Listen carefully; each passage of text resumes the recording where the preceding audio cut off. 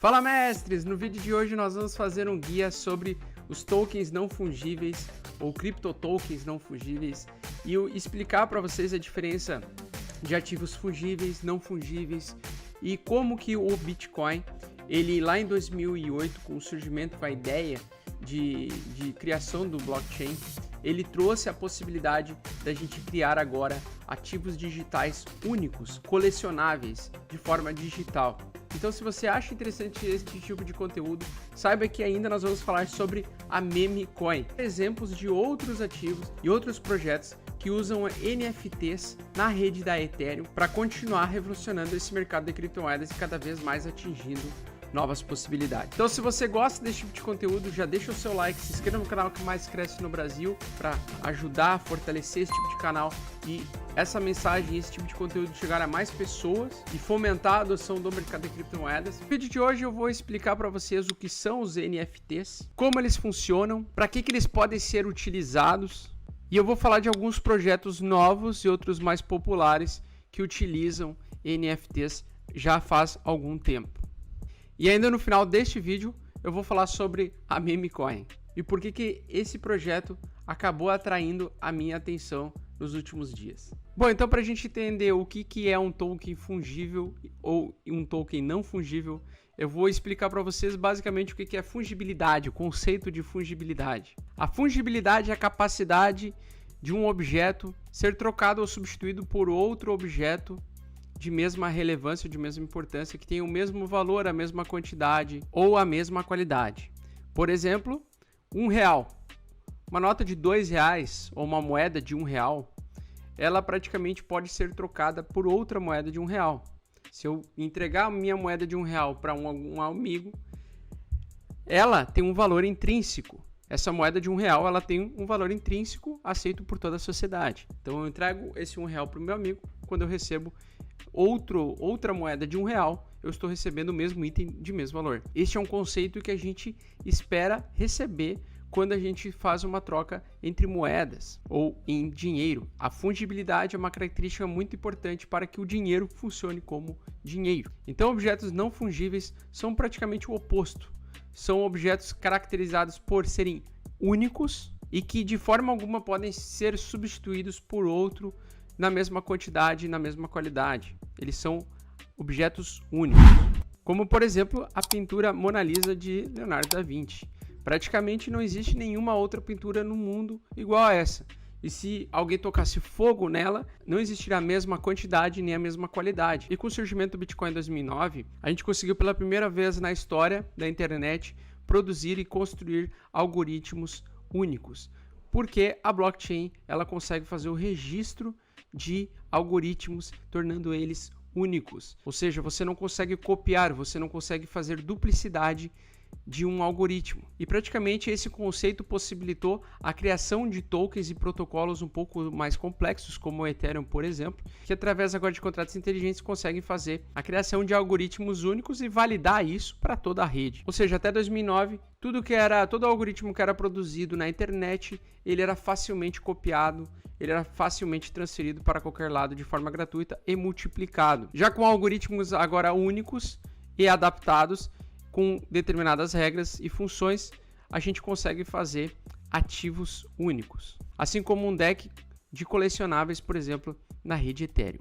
Então, como que funciona as NFTs? Existem hoje vários mecanismos de criação de NFTs nas redes, mas o mais importante mecanismo é o ERC-721 da rede Ethereum, que funciona hoje como o principal padrão de emissão de NFTs na rede neste protocolo. Ainda recentemente foi aprimorado e foi criado um novo mecanismo, um novo protocolo chamado ERC-1155, que permite que um único contrato consiga ter os dois tipos de ativos, né? Os fungíveis e os não fungíveis, abrindo então uma gigantesca gama de novas possibilidades.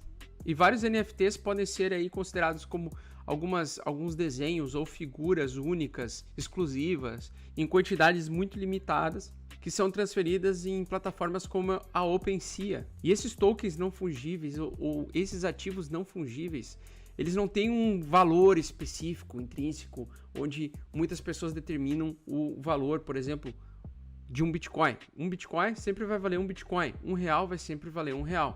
Praticamente, os não fungíveis, as pessoas podem especular e prospectar sobre o valor daquele ativo em relação à sua raridade, eficiência, usabilidade, beleza e assim por diante. Tem muita gente que faz obras de arte agora únicas, exclusivas e fazem através de NFTs, ou seja, o cara faz um quadro digital, faz um puta desenho digital lá e ele vende através essa arte visual que ele fez, ele pode vender como um artigo único, tornando ele raro e talvez apreciado por algumas pessoas, né?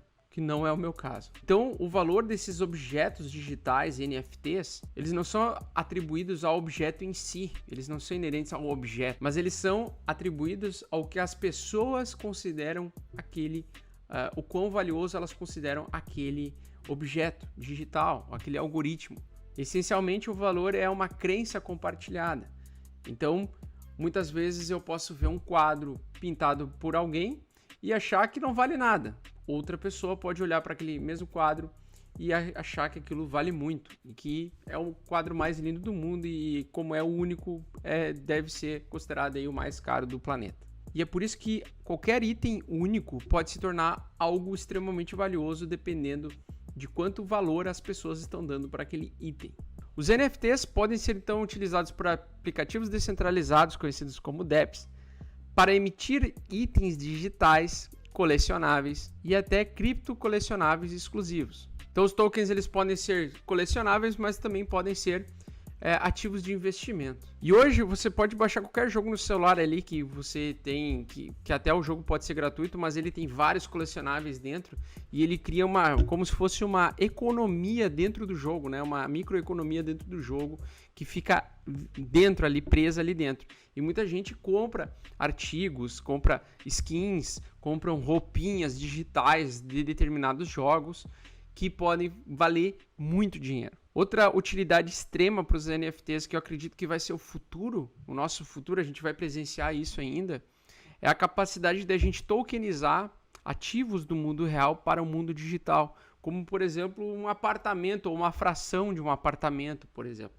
Comprar um quarto de um apartamento, comprar um condomínio inteiro. Você poderia fazer isso através de contratos inteligentes e também a possibilidade de você comprar um apartamento do mundo real que foi tokenizado para dentro da rede Ethereum, de forma através de um clique de um botão dentro da blockchain. Então você poderia simplesmente comprar um NFT de um apartamento.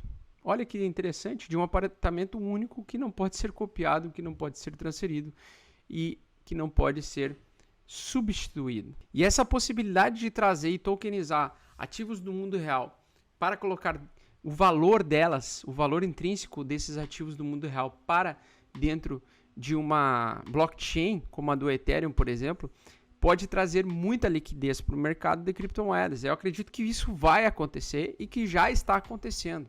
E um dos primeiros projetos que deu uma puta dor de cabeça para o protocolo da Ethereum lá em 2017 foi o CryptoKitties, né? Que basicamente são cartas colecionáveis de gatinhos, né? Gatinhos colecionáveis na rede Ethereum que possuem valor intrínseco, né? Então cada um desses gatinhos ou cada imagem desses gatinhos aqui, cada carta, no caso, ela é uma carta única e você pode fazer a troca de colecionáveis com outros colecionadores. Basicamente existe limites de número, de quantidade de cartas e realmente quanto mais a carta ela é escassa e única, mais cara ela tende a ser. Então esse é um dos primeiros aí, talvez foi o primeiro projeto que utilizou o NFT e que mais bombou na rede Ethereum, que mais bem sucedido foi. Então se você vem aqui no catálogo, ó, vocês podem ver que a gente vai encontrar diversos colecionáveis desses CryptoKitties. Então, por exemplo, para você comprar esse gatinho aqui, ó, você fala com o criador, né? Aliás, você fala com o dono, o proprietário desse gato aqui, tá? E aí você pode, talvez, oferecer um pagamento, né? Uma quantidade para fazer a compra desse gatinho digital aqui. Isso aqui é só um exemplo de um NFT, beleza? Então, você pode comprar esses colecionáveis e existem aí mais diversos projetos colecionáveis, então a gente até agora vai falar um pouco deles, mas o primeiro que eu acredito que estourou, que explodiu, que foi um dos principais motivadores, junto com as Initial Coin Offering, a febre das ICOs lá em 2017, foi essa porra desse protocolo aqui dos gatinhos, beleza? Além dos gatinhos, que você pode comprar cartinhas NFT desses bichanos aí, você também pode estar participando de alguns jogos que você pode comprar terrenos e itens exclusivos NFT, que são colecionáveis dentro de um jogo. Então, para isso também eu vou mostrar para vocês aqui o projeto do Decentraland.org. Inclusive, existe o token desse Decentraland. Acho que no início do ano ele estava na metade do valor. Ele até deu uma valorizada, ó. Ele estava 0.03 ou 0.04 por unidade, e agora a mana, né, que a gente chama, que é o valor o valor que você utiliza lá dentro do jogo para comprar itens exclusivos, terrenos e etc. Você pode ver que ele também passa por uma valorização à medida que vai mais pessoas se aderindo a esse jogo, jogando esse jogo.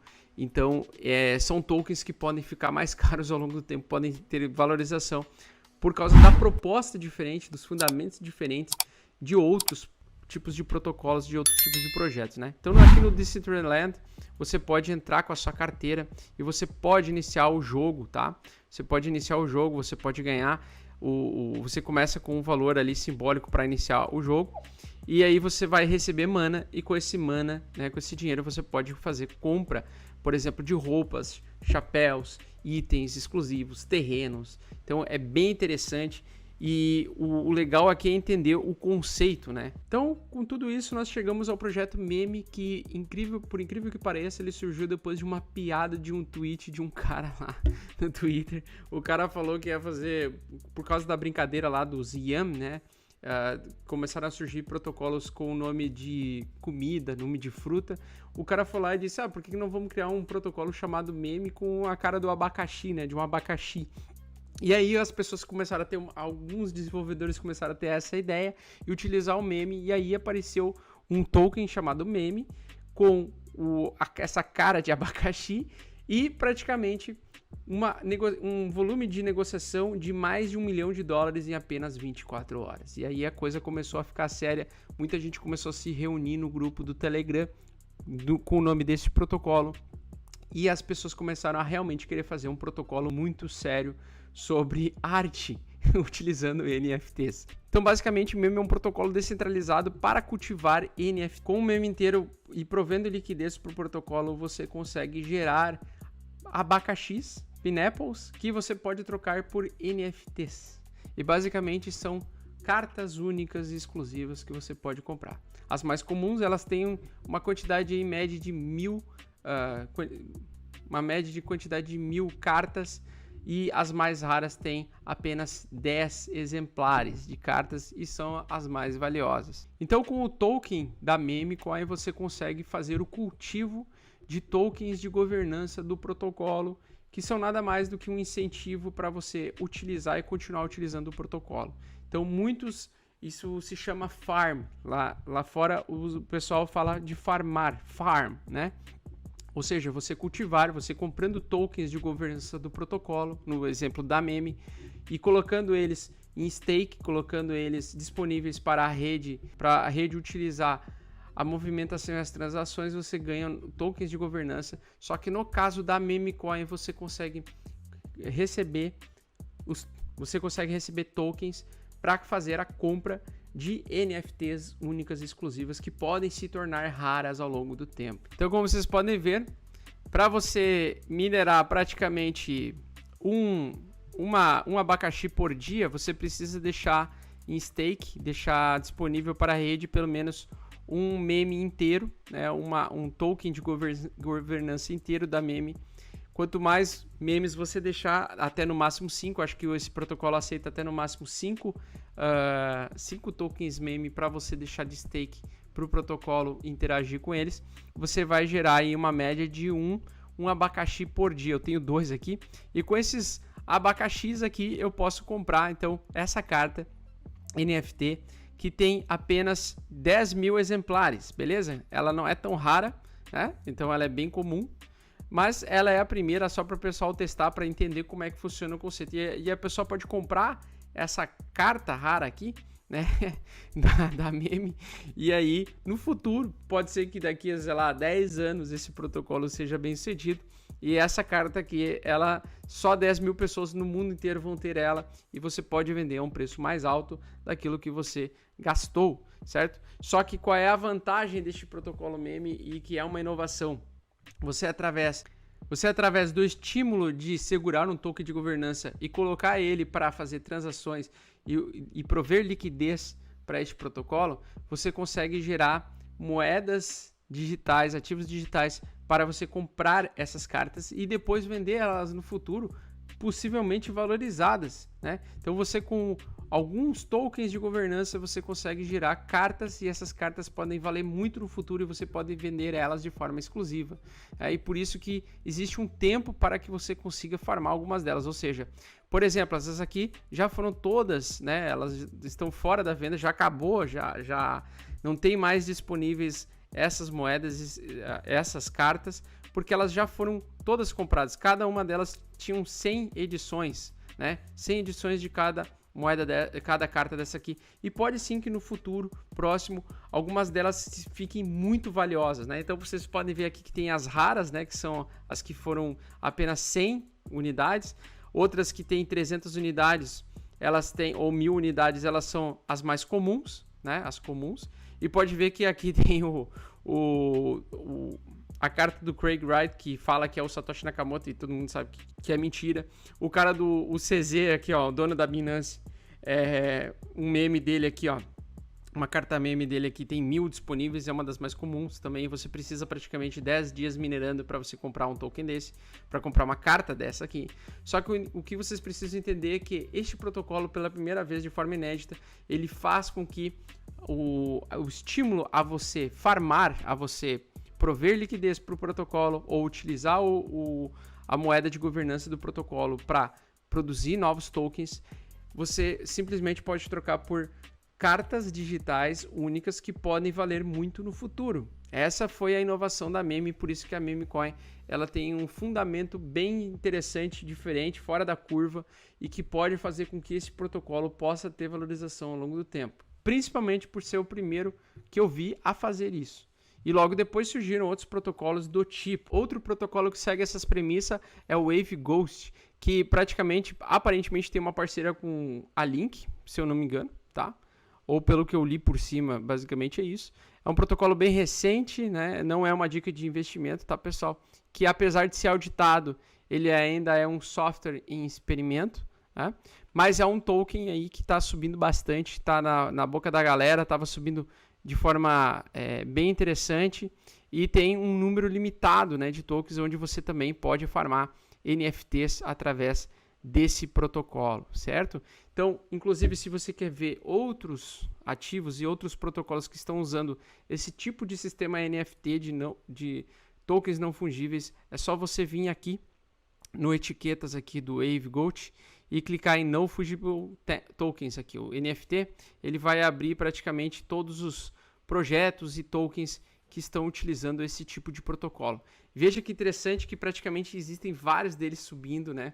Mesmo com a queda ontem e anteontem do Ethereum e do Bitcoin, vocês podem ver que alguns tokens subiram bastante, outros estão aqui corrigindo, né? Fazendo a acumulação, talvez possivelmente para continuar subindo, conseguir subir.